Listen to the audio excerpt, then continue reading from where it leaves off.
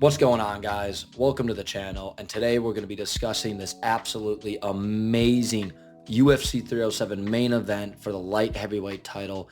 Alex Pereira defending his belt against the rightful #1 contender, Magomed Ankalaev, who's on a 10-fight unbeaten streak.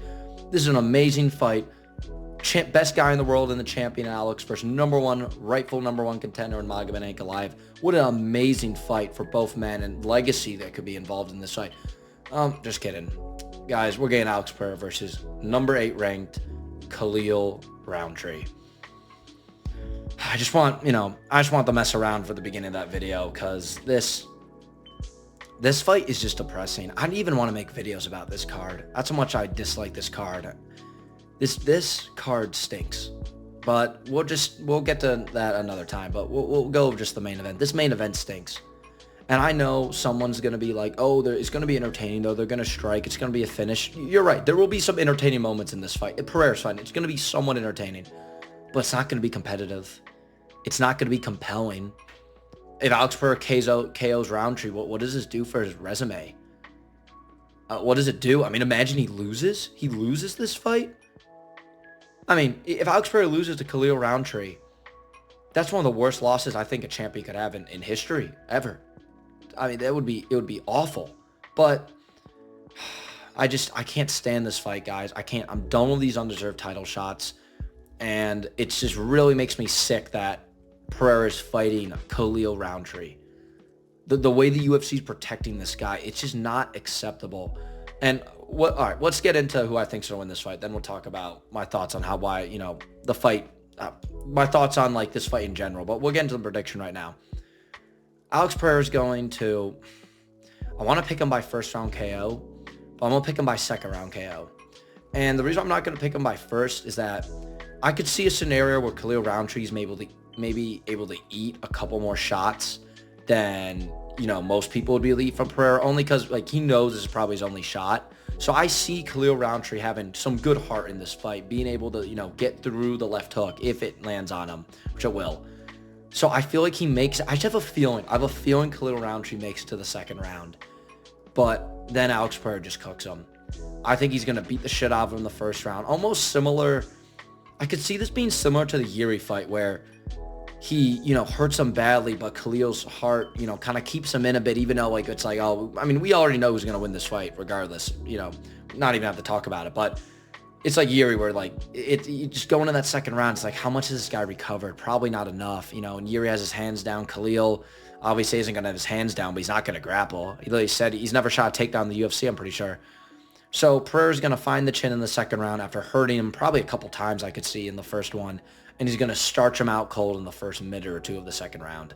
And I could also see Pereira taking his time a little bit potentially because, listen, the one thing Khalil Rountree does have, he doesn't have Alex power, but he has power. If he hits a direct shot on Alex Pereira, he could flatline him. That is the only way Khalil Rountree wins this fight is by fluke KO. And I'm just not, if someone's betting on that, I don't know. I don't know how you bet on fluke KO. There's nothing in MMA that Rountree does better than Pereira. Maybe technically, maybe he's a better grappler, but he doesn't grapple.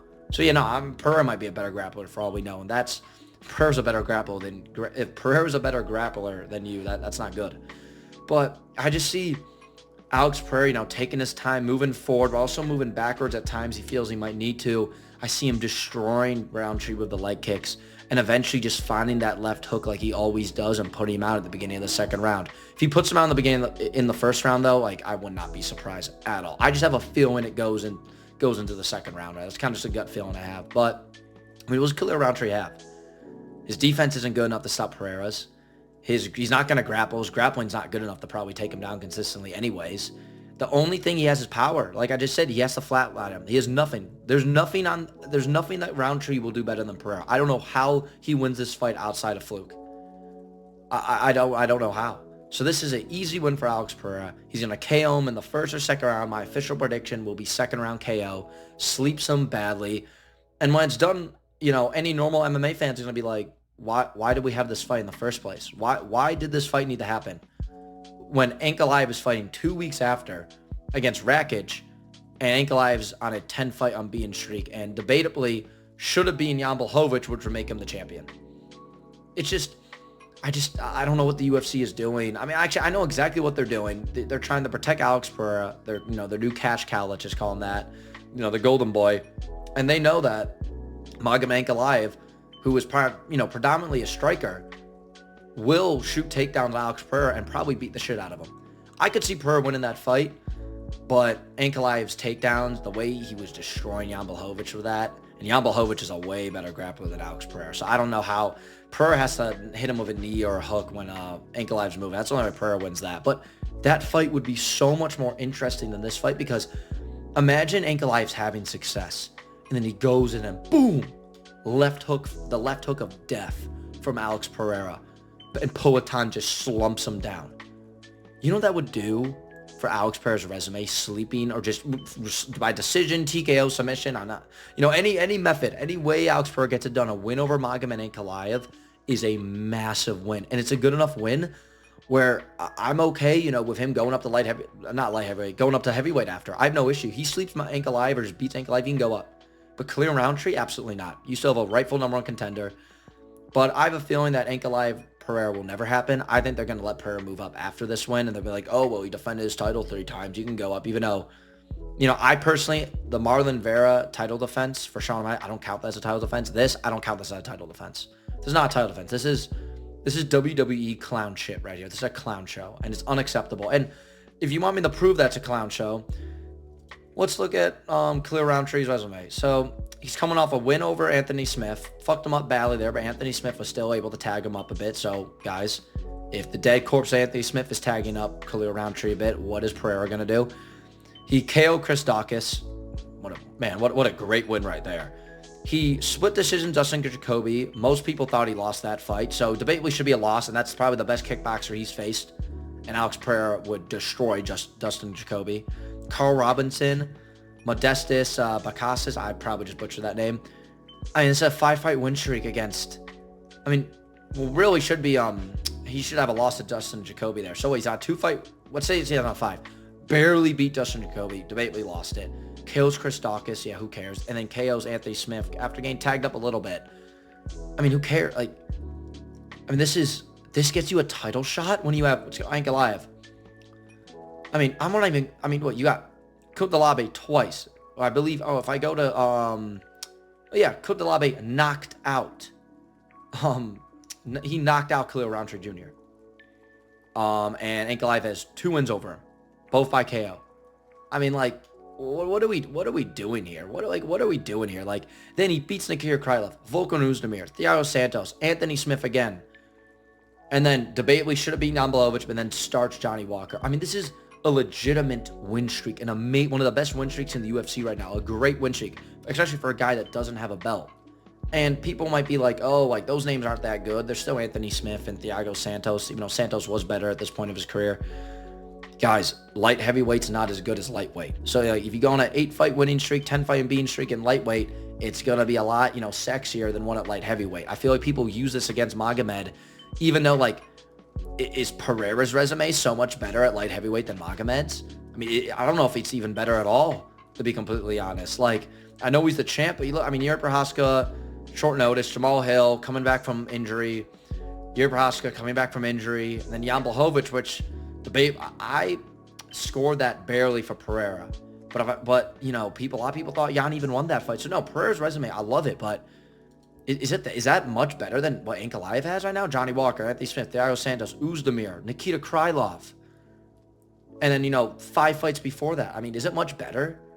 So I'm not saying which one's better. I guess you could lean Pereira because he's the champion and stuff, but that's how good Magomed's resume is at 205. That, it's debatably better than the champions, and this guy's not getting a title shot, and he's fighting Alexander Rakic instead.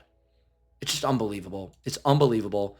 And I know this is a prediction video, and, I barely talked about the fight, because what is there to talk about? This is a fight made for Pereira to win. He will dominate this fight. Khalil Rountree offers nothing. Only, he has good power, so he could fluke a KO. Only way he wins.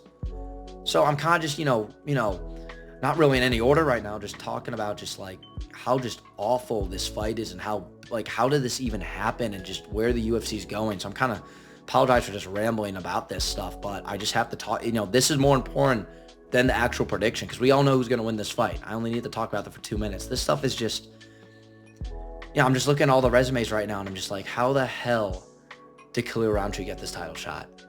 I just, Dana, like, how do we let this happen?